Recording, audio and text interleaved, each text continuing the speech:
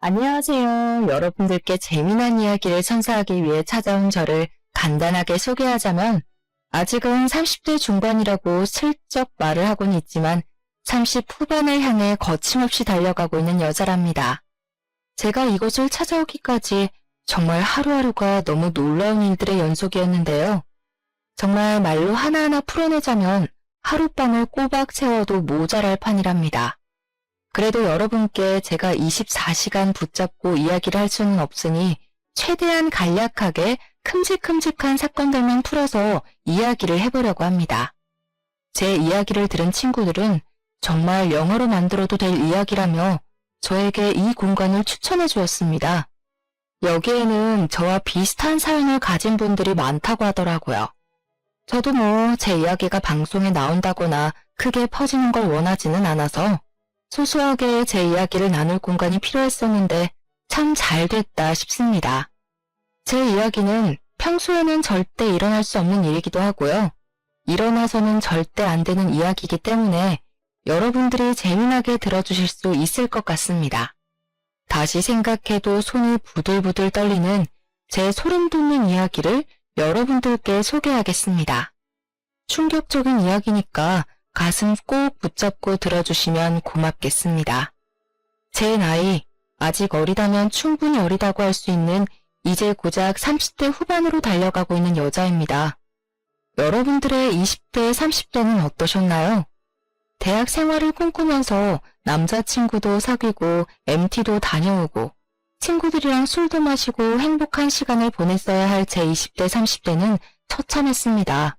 요즘 시대에도 이런 일이 일어날 수 있다고 하실 법한 일을 제가 겪었고 제가 산 증인입니다. 저는 속된 말로 전기가 들어오는 게 신기할 정도로 아주 외지고 캄캄하고 폐쇄적인 시골 동네에서 태어나고 자랐습니다. 마을 사람들은 몇 가구 되지 않았는데 상당히 고시식하고 옛것을 그대로 지키려고 하는 발전하지 못한 사람들이 옹기종기 모여서 자기들끼리의 터전을 구축하고 살았습니다. 그렇기 때문에 여자가 공부를 한다는 것 자체가 말이 안 되는 곳이었고 어쩔 수 없이 나라에서 시키는 최소한의 교육만 이수할 수 있었습니다. 저는 항상 부모님께 여자는 조심해야 하고 내조를 잘해야 하며 시댁에서 부당한 일을 당해도 참고 버텨야 한다고 가정교육을 받았습니다. 그게 전부 부질없는 짓이고 부당한 일이라는 것을 모를 수밖에 없었습니다.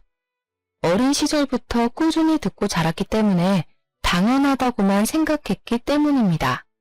저는 당연히 분교 출신이었고 중학교, 고등학교를 가려면 읍내까지 아주 먼 길을 가야 했기 때문에 교육을 포기하고 집에서 시키는 잡일을 하며 살았습니다. 그랬던 저는 21살이라는 어린 나이에 손이 귀하디 귀한 집으로 팔려가듯 시집을 오게 되었습니다.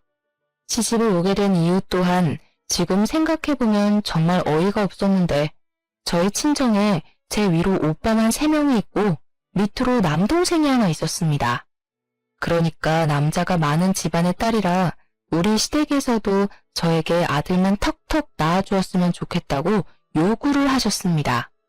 한마디로 다른 부부는 전혀 본 것이 없고 오로지 집안에 남자가 많기 때문에 저도 그 기운을 타고났을 거라고 수소문을 해서 저를 중매로 데리고 온 것입니다. 어느 날 갑자기 시집을 가야 한다는 부모님의 말에 황당함을 느낀 것도 잠시. 저는 곧 웨딩드레스를 입고 남들이 술 먹고 여행 가고 공부하고 놀 시간에 시집살이를 시작하게 되었습니다.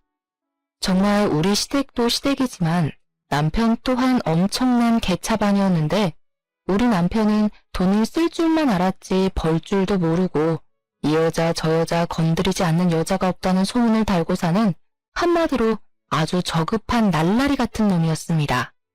시댁 동네에 소문이 퍼다한 놈이었는데 저는 타지에서 시집을 왔으니 아무것도 모르고 있었던 것이었습니다. 제가 시집을 갈 때 시댁에서 친정으로 보내준 돈으로 저희 오빠들하고 남동생이 공부도 하고 기반도 잡고 해야 하지 않겠냐고 저희 부모님은 저를 설득하셨었습니다. 딸로 태어났으면 집안의 커다란 기둥이 될 오빠들을 위해서 희생도 할 줄 알아야 한다고 저를 몇 번이나 도망가지 못하게 붙잡으셨습니다. 어릴 때부터 계속된 주입식 교육으로 인해서 저는 타지에 나와 다른 사람들의 생활을 보기 전까지 제가 해야 마땅한 일이라고 생각을 했습니다. 저보다 10살이나 나이가 많은 남편과 결혼하는 게 죽기보다 싫었지만 그 어린 나이에 저는 시집을 오게 되었습니다. 저는 결혼하고 딱 3개월이 되는 시점에 아주 빠르게 임신을 하게 되었는데 정말 2번 다시는 겪고 싶지 않은 일이 벌어지게 되었습니다. 제가 임신을 했다는 소식이 전해지기 무섭게 남편이 어느 날 술을 마시고 집에 들어와서 괜히 기분이 나쁘다며 저에게 화풀이를 했고 제가 넘어지는 바람에 아이가 유산된 것입니다. 하루아침에 뱃속에 잉태되었던 아이가 사라졌는데 시댁에서는 남편 탓을 하지 않고 제 탓으로 모든 것을 돌리기 시작했습니다.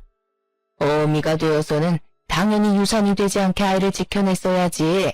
그렇게 쉽게 아이를 보내? 내 손자 녀석 어떻게 돌려낼 것이야. 성별이 나오지도 않은 작은 전밖에 되지 않은 아이였지만 시모는 당연히 제가 아들을 낳을 것이라고 생각을 하며 본인 손주를 돌려내라고 윽박을 질렀습니다. 그 뒤로 저는 하루빨리 임신을 해서 시부모님에게 보여드리기 위해 시도를 했지만 첫 번째 유산으로 인해서 자궁에 문제가 생긴 것인지 임신이 잘 되지 않았습니다. 당연히 시댁에서는 저에게 몸 관리 하나 제대로 할 줄 모르는 팔푼이라고 하시며 그때부터 저를 구박대기 취급을 하기 시작했습니다. 각고의 노력 끝에 제 나이 24살이 되었을 때 다시 한번 임신을 하게 되었고 정말 소중하게 10달이라는 긴 시간 동안 아이를 지켜낸 덕분에 저는 출산을 하게 되었습니다. 하지만 시댁에서 바랐던 것처럼 아들을 낳은 게 아니라 저는 딸을 낳고 말았습니다. 딸을 낳고 난 이후에 정말 안타깝게도 저는 자궁에 크게 문제가 생겨서 그 어린 나이에 자궁 적출 수술까지 받아야만 했습니다. 시댁에서는 청청병력 같은 소리에 머리를 싸매고 드러눕기까지 하셨습니다. 당연한 일로 저를 더 구박하고 무시하고 잡아먹고 싶어 안달난 사람처럼 굴었습니다. 하나를 낳았어도 아들을 낳았어야지 아무짝에도 쓸모없는 딸년을 낳았다면서 저에게 반푼이도 이런 반푼이가 없다고 욕을 하셨습니다. 거기까지는 딸아이를 보면서 어떻게든 버텨내보려고 했지만 정말 충격적인 일이 벌어지기 시작했습니다. 저희 딸을 보면서 아들이 아니라 딸이라 쓸모가 없다며 남편까지도 저와 딸을 무시하기 시작하더니 바깥으로 나돌아다니는 게 아니겠습니까? 차라리 집에서 잔소리를 하지 않아 편하다고 생각했는데 아이가 돌이 지났을 무렵 집에 남편이 웬 여자를 데리고 들어오는 것입니다. 저는 순간 불안한 마음에 자리를 피하고 싶었지만 시부모고 남편이고 저를 불러앉혀놓고는 그 여자를 옆에 낀 남편이 자기의 내연녀라고 당당하게 말을 하더라고요. 저에게 들킨 것도 아니고 당당하게 남편이 먼저 자신의 내연녀라고 소개를 하다니 너무 황당해서 아무런 소리도 내지 못하고 부들부들 떨었습니다. 내연녀라는 사람은 저에게 너무나도 태연하게 인사를 했는데 그 순간 머리 끝까지 열이 받아서 그 여자 앞에 있던 뜨거운 커피를 그녀에게 부어버렸습니다. 단 한 번도 시모의 잔소리를 막아준 적이 없었던 남편이 그 여자의 앞을 막아서면서 그 뜨거운 커피를 대신 맞아주더라고요. 당연히 시부모는 저에게 제정신이냐고 소리를 지르고 난리를 쳤지만 저는 그 무엇보다 남편이 그 여자를 감싸주기 위해 커피를 대신 맞아주었다는 게 더 충격적이었습니다. 저를 그렇게 구박하고 때리던 남자가 그년이 커피 맞는 꼴을 못 봐서 대신 맞아주다니. 눈물이 앞을 가리는 듯한 느낌을 받았지만 꾹 참았습니다.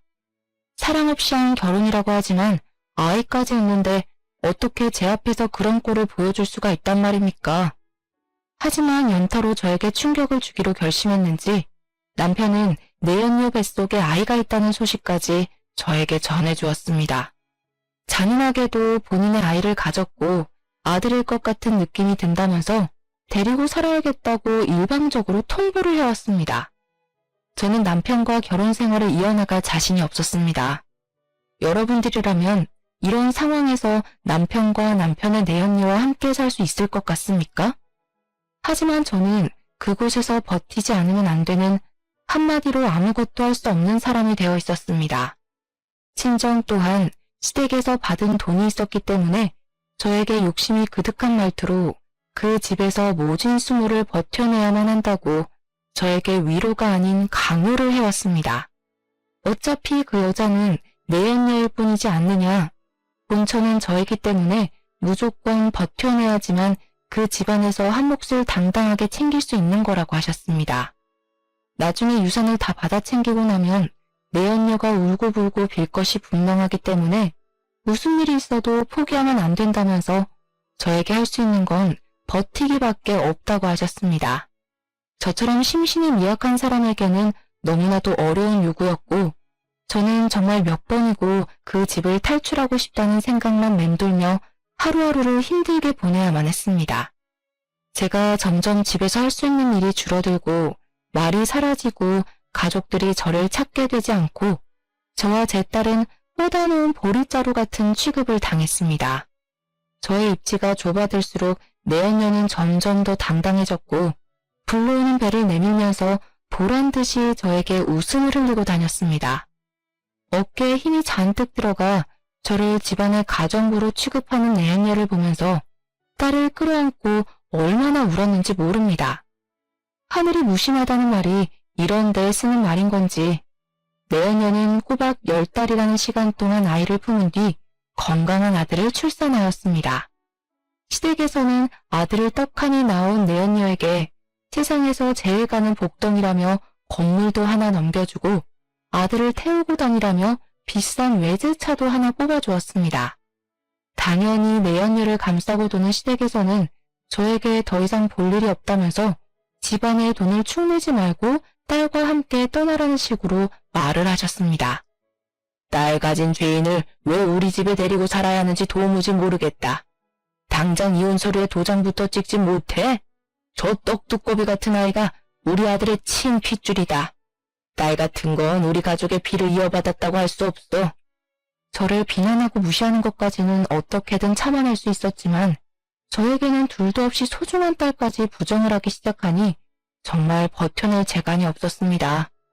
저는 그 집안에서 본처라는 직함을 달고 있으니 죽기 직전까지 무조건 버텨내라는 친정과 나가서 눈에 띄지 말라고 협박하는 시댁 사이에서 너무나도 괴로웠습니다. 모든 식구들이 내연녀의 편을 들어주고 감싸고 돌고 있으니 내연녀는 기구만장해져서 저에게 말도 안 되는 요구들을 하기도 했습니다. 본인이 밤새 잠을 자지 못해 피곤하니 본인 아들을 저에게 돌보고 있으라며 그동안 낮잠을 자고 오겠다고 사라지는 경우도 종종 있었고요. 모유를 먹이느라 전몸살이 찾아와 온몸이 쑤시고 아프고 하니 당장 뜨거운 침실팩을 들고 와서 본인의 몸을 주무르라는 요구를 할 때도 있었습니다. 저는 그런 내연녀에게 지금 누구에게 무슨 부탁을 하고 있는 것이냐, 절대로 들어줄 수 없다고, 사람이 양심이 있으면 나에게 이러면 안 된다고 혼쭐을 냈습니다. 물론 제가 생각했을 땐 본처로서 당연히 할 수 있는 말이라고 생각했으나 시댁의 입장에서는 제가 엄한 사람을 혼낸 것이라 취급을 하더라고요. 네가 지금 떡두꺼비 같은 손주를 낳은 우리 며느리에게 난리를 쳤다는 게 진짜냐? 몸이 아프다는 애를 주물러 주지도 못할 망정 싫은 소리를 해? 어머님, 제가 왜 남편의 내연녀의 수발을 들어야 하나요? 저렇게 뻔뻔하게 나오는데 제가 왜 그래야 하냐고요. 네가 우리 집에서 하는 일이 뭐야? 맨 밥이나 축내고 네 딸도 꼴도 보기 싫어 죽겠는데 억울하면 아들을 떡하니 낳았어야지. 다 네가 해야 할 일을 제대로 하지 못해서 생긴 일 아니냐. 적어도 우리 집 대를 끊어놓을 위기에 처했으면 눈치라도 보고 며느리에게 감사해야지. 도대체 누가 며느린데요? 시끄러. 너만 사라지면 저 아이가 우리 집 며느리가 될 아이야. 억지로 쫓아내지 않고 네 발로 스스로 나갈 때까지 기다려주고 있다는 걸 왜 모르니? 그날 이후 시댁에서는 아예 저에게 보이는 적대감을 갈무리하지 않으려고 했고 오히려 더 드러내면서 저에게 눈치를 주고 나가라는 식으로 말을 했습니다.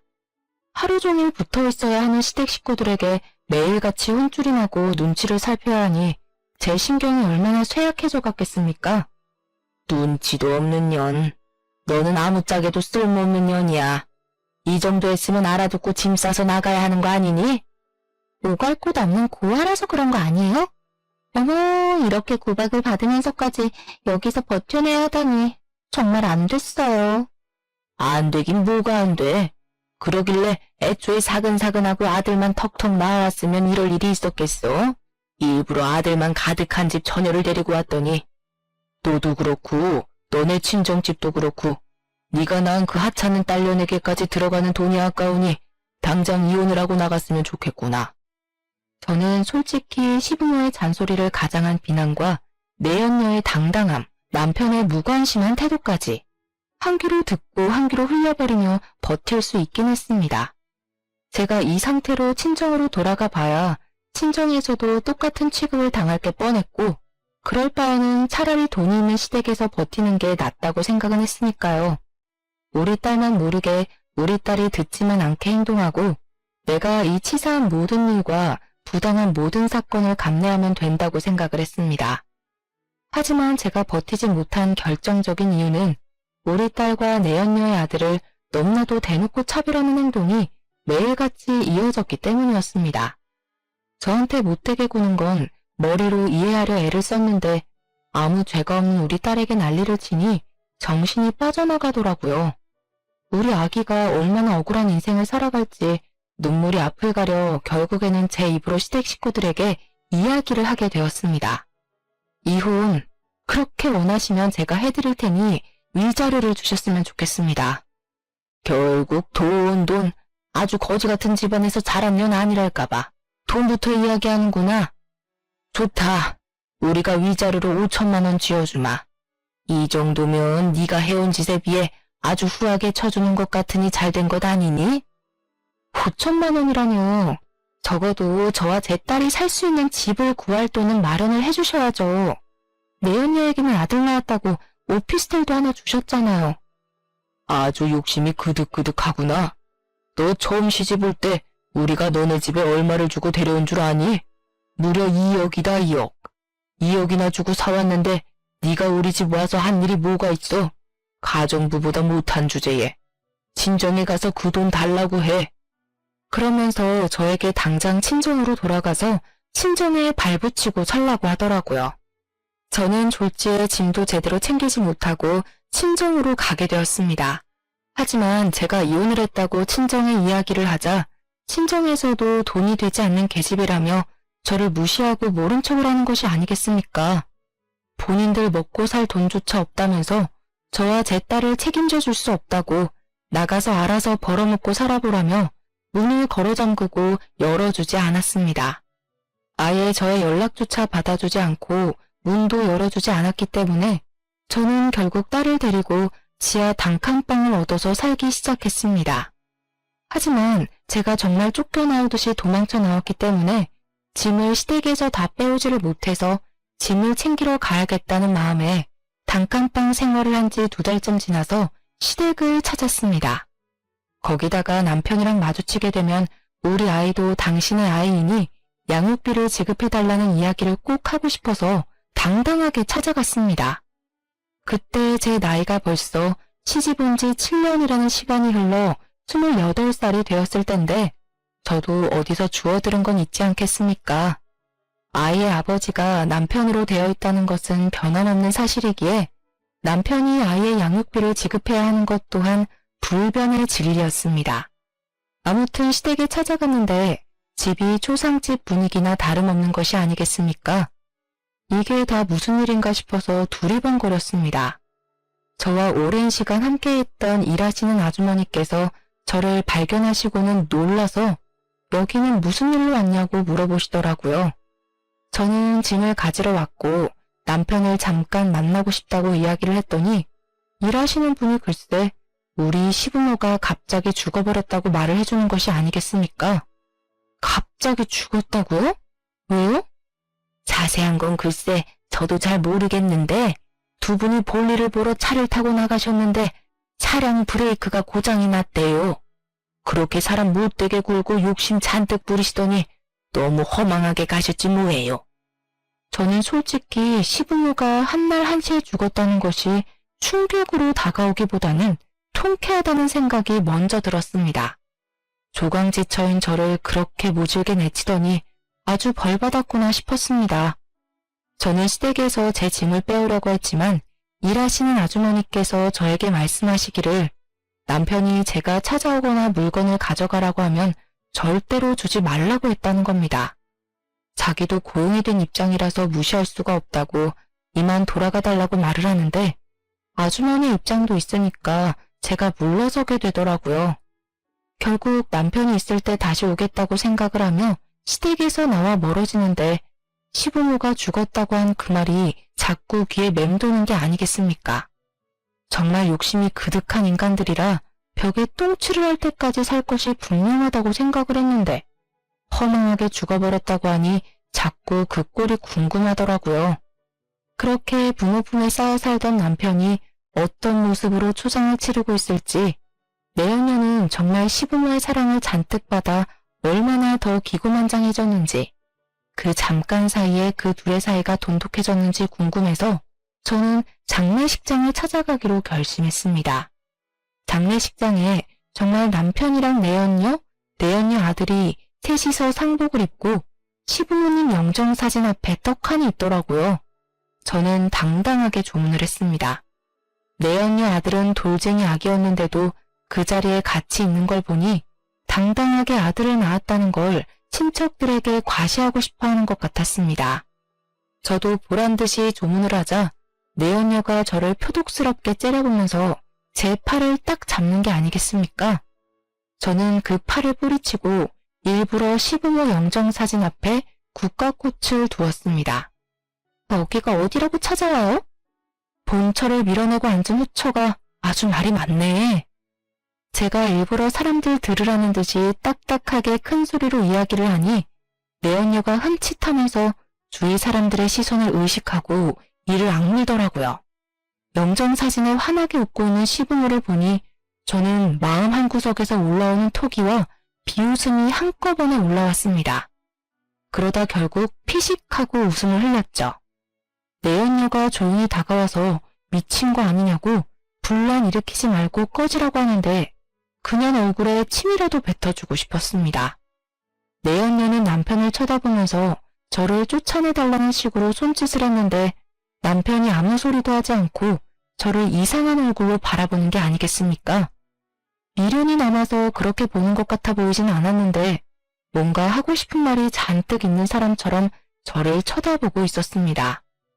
저도 남편의 얼굴을 바라보는데 그 순간 이상한 낌새를 눈치챈 건지 내연녀가 저에게 와서 조문을 했으면 이제 그만 가보라고 밀어내더라고요. 아무래도 사람들의 시선이 집중이 되고 흥미진진한 눈들로 귀를 쫑긋하고 있으니 본인이 쪽팔린 줄은 알았나 봅니다. 자꾸 등을 떠밀면서 본인들 행복하게 잘 살고 있으니까 뒤흔들 생각하지 말고 동정심 얻을 생각하지 말라고 외치는데 더러워서 장례식장을 나왔습니다. 저는 남편의 마지막 표정이 자꾸 마음에 걸려서 남편과 대화를 해봐야겠다고 생각을 하긴 했지만 쉽지 않더라고요. 내연녀가 아무래도 남편의 바람길을 불안해하는 건지 철벽을 치면서 저와 연락이 닿지 않도록 가전수를 다 쓰고 있었기 때문에 남편과 연락을 할 방법을 찾지 못했습니다. 저는 결국 그 복잡 미묘한 표정을 뒤로하고 남편과 시댁 쪽에는 모든 관심과 연락을 끊고 홀로 서기를 시작했습니다. 그렇게 7년이라는 세월이 흐르는 동안 정말 아이를 키워내기 위해 저는 안 해본 일이 없을 정도로 많은 고생을 했습니다. 그 어떤 가족도 저에게 도움을 주지 않았고 연락조차 되지 않았기 때문에 저는 여러 해를 돌아다니며 했고 결국에는 식당 일에 정착해서 아이를 키워내고 있었습니다. 식당 사장님 부부가 너무나도 좋으신 분들이라 저의 모든 사정을 듣고 눈물을 지으며 저를 배려해 주셨고 덕분에 편하게 일을 할 수 있게 되었습니다. 일에 적응도 완벽하게 하고 식당 사장님 부부의 일을 도와 열심히 일을 하고 있던 어느 날 휴대폰으로 모르는 번호 문자 하나가 도착했더라고요. 저는 문자의 내용을 보고 너무나도 놀라서 헉소리를 내고 말았습니다. 그 문자에는 전 남편이 사망을 했다고 장례식장과 발인 날짜가 적혀 있었기 때문이었습니다. 시부모가 죽었을 때는 그저 통쾌하다, 죽을 만한 사람이 죽었다고 생각을 했는데 전 남편이 죽었다는 문자는 조금 충격적이라 저는 멍하니 그 자리에 서 있어야 했습니다. 식당 사장님 부부께서 저에게 무슨 일이냐고 물어보셨고 그제야 정신을 차리고 말씀을 드리니 일단 장례식장에 찾아가 보라고 하시더라고요. 아무리 그래도 저희 아이가 남편의 핏줄이니 이제라도 뭔가 남겨주는 것이 있지 않겠냐고 편하게 살아야 하지 않겠냐고 하시면서요. 사실 유산에 대한 부분은 전혀 생각도 하지 않았었지만 사장님 부부의 말을 듣고 저는 장례식장에 찾아가기로 결심을 했습니다. 장례식장에 도착을 하니 너무나도 태연하게 내연녀가 저를 보면서 왔냐고 인사를 건네는 게 아니겠습니까? 불과 5년 전에 시부모님이 돌아가셨던 그때에는 어떻게든 저를 쫓아내려고 안간힘을 다 쓰던 내연녀가 변해버린 태도로 저를 대하니 수상한 마음이 들더라고요. 마지막 가는 길이니 저에게 전 남편에게 인사나 제대로 한번 올리라고 자리까지 비켜주는데 어느 누가 의심하지 않을 수 있겠습니까? 여유가 있어도 너무나도 넘치는 여유 있는 모습에 저는 점점 남편의 죽음에 대한 의심을 품게 되었습니다.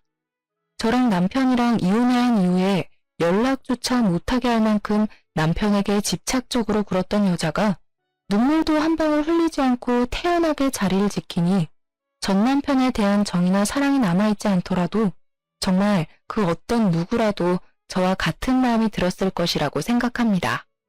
게다가 장례식장에 조문으로 온 다른 사람들과 실실 웃고 떠드는 모습까지 보게 되니 내연녀가 정말 정신 나갔거나 숨기는 게 있는 거라고 생각하기 시작했습니다.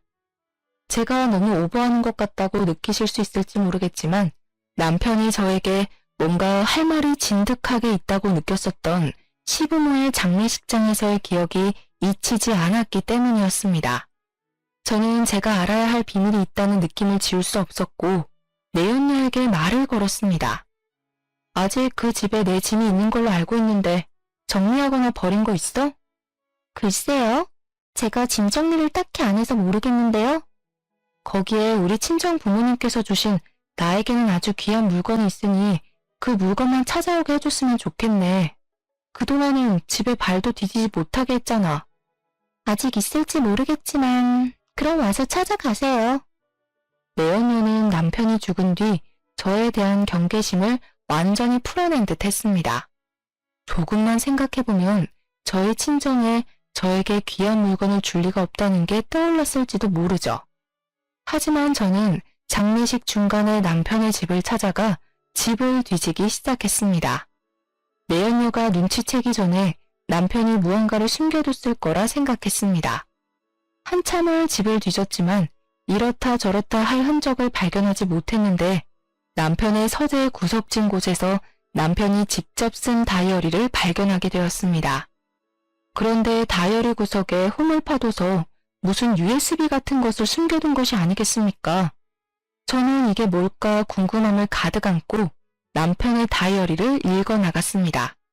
다이어리를 읽다가 도저히 끝이 나지 않을 것 같아서 집으로 들고 돌아왔고 집중을 해서 읽기 시작했는데 정말 그 메모들은 충격적이었습니다. 남편이 적어둔 말에 의하면 내연녀가 남편을 죽이려고 한다는 것이었습니다. 몇 번이나 의문투성이인 자동차 사고 위기에 처했었고 누군가 술에 취한 자기를 차도로 밀어버리려고 했던 적도 있었다고 전부 내연녀가 꾸민 짓 같다고 적혀 있었습니다. 저는 의문이 가득 들었습니다. 혹시 남편이 정신병에 걸렸던 것은 아닐까 하는 생각이 더 강하게 들었습니다. 남편에게 그렇게 집착을 했던 내연녀가 갑자기 왜 남편을 죽이려고 든단 말입니까? 남편과 함께 있으면 평생 돈 걱정도 없이 살 수 있었을 텐데요. 그리고 몰래 숨겨두었던 그 USB 안에도 어떤 자료들이 들어있을지 궁금해졌습니다. 저는 이 내용들을 혼자 감당해서는 안 된다고 생각했습니다. 그 이유는 당연히 남편이 죽은 사람이 되었기 때문이었습니다. 저는 혹시 모를 상황을 대비해서 장례식장으로 다시 돌아가게 되었는데 경찰과 내연녀가 실랑이를 벌이고 있는 모습을 목격하게 되었습니다. 사건을 정확하게 파악을 하려면 부검을 진행하는 것이 좋겠습니다. 의문사이기 때문에 유가족들의 심정도 이해는 하지만 저희가 부검을 하지 않겠다고 하는데 왜 경찰이 자꾸 부검을 하라고 하시는 거죠? 우리 남편은 그냥 심장마비로 사망한 거라고요. 부검을 진행하자고 하다니 그건 고인을 모독하는 행위라고 생각해요. 부검 진행 안 하겠습니다. 저는 내연녀의 부정적인 태도와 부검을 반대하는 행동을 보고 아주 강력한 확신이 생겼고 그대로 실랑이를 벌이고 있는 경찰과 내연녀에게 다가갔습니다. 제가 고인의 전부인 되는 사람입니다. 전 남편이 계속해서 이 여자가 자신을 살해하려 한다고 의심을 해왔던 것 같습니다. 지금 그게 무슨 소리예요? 내가 본처 자리 밀어낸 후처라고 그런 식으로 말하면 안 되죠. 놀라서 저를 바라보는 경찰에게 남편이 직접 쓴 다이어리를 건네면서 이게 증거라고 말을 하며 여기에 남편의 모든 의심이 적혀 있다고 말을 했습니다. 또한 경찰에게 제 아이가 남편의 핏줄인데 내가 대리인의 자격으로 부검을 신청할 수 없냐고 물어보았습니다. 경찰은 다이어리를 한번 쓱 훑어보더니 만약 내연녀가 용의자로 올라가게 되면 제가 대신 부검을 신청할 수 있을 거라는 답변을 돌려주었습니다. 내연녀는 그게 무슨 소리냐, 말도 안 되는 소리라고 끝까지 발악을 했지만 경찰은 그 모습에 더욱 짙은 의심을 하기 시작했습니다. 결국에는 내연녀가 부검을 거부해도 어쩔 수 없이 부검을 하게 되는 상황이 오게 되었고 부검 결과 남편의 체내에서 치사량 수준의 약물이 발견되었습니다. 전신을 마비시키는 약물로 정량 이상이 들어가면 호흡을 할 수 없는 독이라고 하더라고요. 수사는 급진전이 되기 시작했고 내연녀가 자주 다니던 피부과 원장에게서 그 약물을 얻었다는 것, 그리고 그 원장과 내연녀가 불륜 관계였다는 것이 밝혀지게 되었습니다. 그 소식을 들었을 때 저는 정말 경악을 금치 못했고 경찰은 내연녀를 긴급 체포하게 되었습니다. 수사의 진척이 확확 이루어지던 와중에 저는 뒤늦게 USB가 생각이 났고 USB를 들고 다시 한번 경찰서에 찾아가서 건네주었습니다. 다이어리에 같이 들어있던 것인데 수사에 도움이 될 만한 것이 들어있을지도 몰라서 가지고 왔다고 하니 바로 한번 확인을 해보자고 하시더라고요. 경찰서에 있는 컴퓨터로 확인을 해보았는데 거기에는 주차장 CCTV 영상이 들어있었습니다. 경찰은 저를 보고 누군지 알아보겠냐고 물어보았는데 주차장에 놓인 차가 돌아가신 시부모의 차인 것이 아니겠습니까? 그 앞선 영상에서는 내연녀가 어떤 남자랑 함께 차 밑에 들어가서 무언가를 조작하는 것 같은 영상이 나오고 있었습니다. 남편의 부모, 그러니까 시부모가 차량 브레이크 고장 사고로 죽었어요. 경찰은 그 사건 또한 내연녀가 범인이라는 것을 확신하게 되었고 내연녀를 바로 추궁하기 시작했습니다. 처음에는 죽어도 아니라고 발뺌을 하던 그 여자는 CCTV 영상이 있다는 것을 밝히니 망연자실하면서 전부 시인을 하게 되었습니다. 내연녀와 함께 차 밑에서 조작을 했던 그 공범은 바로 피부과 원장이었습니다. 저는 순간 머리에 망치를 맞은 것 같은 기분이 들었습니다. 시부모가 죽은 시점이 내연녀가 아들을 낳고 얼마 지나지 않아서 아니겠습니까? 남편의 시신이 부검을 마친 뒤 화장을 하기 전이었기 때문에 저는 서둘러서 내연녀의 아들과 남편의 유전자 검사를 의뢰하게 되었습니다. 사건의 정말은 아주 쉽게 드러나게 되었습니다. 이실직고하는 사람에게 감형을 해주겠다는 거짓말에 둘 다 홀라당 넘어가서 서로의 죄를 낱낱이 고하게 된 것입니다. 내연녀는 시댁의 재산을 전부 차지하겠다는 일념으로 불륜남과 짜고 그런 짓을 벌였던 것이었습니다. 결국 경찰에서 촘촘하게 수사를 하고 제가 전해준 결정적인 증거로 인해서 둘 다 구속이 되었고 법의 심판 앞에서 서게 되었습니다. 당연한 수순으로 살인자이기 때문에 재산 상속에서 제외가 되었고 상속을 받을 수 있는 사람은 제 딸과 내연녀의 아들밖에 남지 않았습니다. 일주일이라는 시간이 흐르고 저는 친자 확인에 대한 결과를 받을 수 있게 되었는데 충격적이게도 내연녀의 아들은 남편의 친자식이 아니라는 결과가 나왔습니다. 저는 정말 소름이 전신에 가득 돋았고 유치장에 갇혀있는 내연녀를 찾아가게 되었습니다. 얼굴이 허옇게 질린 채로 힘없이 제 앞에 앉은 내연녀에게 저는 정색을 하며 이야기를 했습니다. 너 정말 소름 돋는 년이다. 그 돈이 욕심나서 시분 후에 남편까지 죽여? 애초에 접근했을 때부터 그 피부과 원장이란 놈이랑 만나던 사이였던 거 다 알아. 그러자 내연녀가 아주 못 들을 소리를 들었다는 듯이 과하게 깔깔 웃으면서 저에게 말을 하더라고요. 증거 있어? 이럼 어차피 우리 아들이 전부 상속받을 건데 너한테 콩고물이 떨어질 것 같아? 그동안 저에게 보여주었던 가식적인 모습을 모두 갈아치우고 본성만 남은 채로 표독스럽게 째려보면서 말을 하는데 오금이 다 저려왔습니다. 하지만 저도 강력한 증거가 존재했기 때문에 미리 준비했던 친자 확인서를 내연녀 앞에 들이밀면서 말을 했습니다. 야, 네 아들 우리 남편 아들 아니던데? 내가 모를 줄 알았어? 법적으로 조치 취하는 중이야. 네 아들이 친자가 아니고 친부가 글쎄 피부과 원장이라더라. 그래서 파양 소송하기로 했어. 그러자 내연녀 얼굴이 갑자기 바뀌더니 분노에 가득 차서 저에게 소리를 지르는 것이 아니겠습니까? 내 돈! 내 돈! 내 돈은! 너 무기수가 될 것 같은데 무슨 돈? 그 돈 뭐하게? 감옥에서 쓰게? 그 말이 끝나기 무섭게 내연녀가 벌벌 떨면서 갑자기 제 앞에 무릎을 꿇고는 형님 한 번만 봐주세요. 제발 불쌍히 생각해서 한 번만 용서해주세요. 하고 울면서 비는 게 아니겠습니까? 제가 그동안 다 잘못했어요. 제발요. 저에게 유능한 변호사 하나만 붙여주세요. 제가 재산은 절대 탐내지 않을게요. 다른 건 몰라도 저희 아들이 먹고 살 수 있을 만큼만 떼서주시면 안 될까요? 제발 간곡히 부탁드릴게요. 죽으라면 죽을게요. 내가 왜 그래야 하는데? 너 때문에 당한 수모가 한두 개가 아닌데 내가 왜 너 같은 버러지한테 그런 자비를 베풀어야 해? 솔직히 시부모 죽은 거? 남편 죽은 거? 땡통이야. 나는 그들이 읽어둔 재산 내 딸이랑 펑펑 쓰면서 행복하게 살 거야. 제가 그 말을 끝으로 뒤돌아 나오려고 하는데 가림막 판으로 악을 쓰면서 저에게 달려들 듯 발악을 하니 교도관들이 줄에 묶인 내연녀를 끌고 가더라고요. 마지막 꼬락서니까지 저리 초라하고 볼품없는 모습이라니 정말 뼛속까지 시원해지는 느낌이었습니다. 재판이 시작되고 1심에서 사형이라는 결과가 나오게 되었고 공범인 피부과 원장도 죄질이 나쁘다는 이유로 무기징역이 나왔습니다. 하지만 2심 재판에서는 피부과 원장과 내연녀 둘 다 무기징역으로 확정이 나게 되었습니다. 한국에서는 사회적인 이슈가 크게 되지 않는 이상 사형수가 잘 나오지 않기에 어느 정도 감내는 했지만 사형수가 아니라는 것이 못내 서운하기까지 했습니다.